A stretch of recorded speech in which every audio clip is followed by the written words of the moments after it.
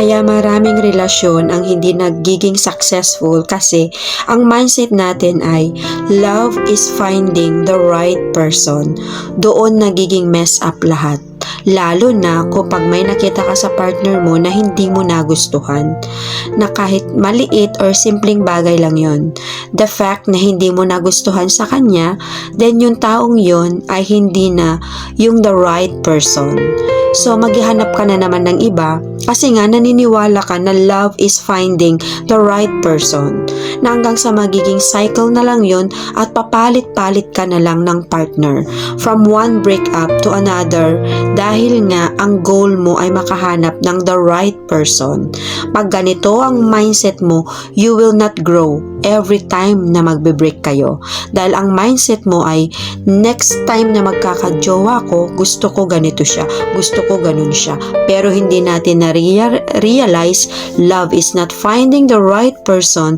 Instead, love is becoming the right person. Kung hahanapin mo sa ibang tao ang mga qualities na gusto mo para lang masabi mong siya yung the right person, darating yung time na madidisappoint ka, lalo na kung mas makikilala mo siya. Hindi mo makokontrol ang ibang tao. Hindi mo ma-impose sa iba na magkaroon ng qualities na gusto mo at hinahanap mo sa isang jowa.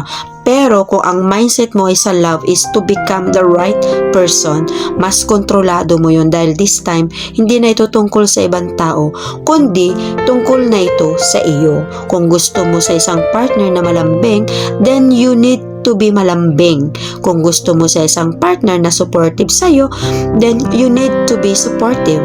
Kung ganito ang isip mo sa love, then mag-i-emote and magde-develop ka sa bawat relasyon na mag-i-emote ka, dahil ang magiging mindset mo ay next time na magkakajowa ako, ganito ang gagawin ko para mas magtagal kami.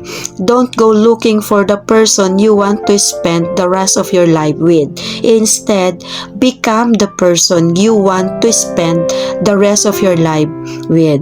Palagi mong tatandaan, kung may mga qualities kang hinahanap sa iba para maging jowa o partner, sigurado ako na yung mga ex mo, may mga qualities din silang ini-expect nila sa'yo na hindi mo nagawa. Pero kung pareho kayo ng partner mo ng mindset sa love ay to become the right person, kahit paano o gaano pang pagsubok ang harapin nyo, malalampasan nyo lahat yun, dahil ang goal nyo pareho ay maging the right person para sa isa't isa. And be wise pagdating sa pagmamahal.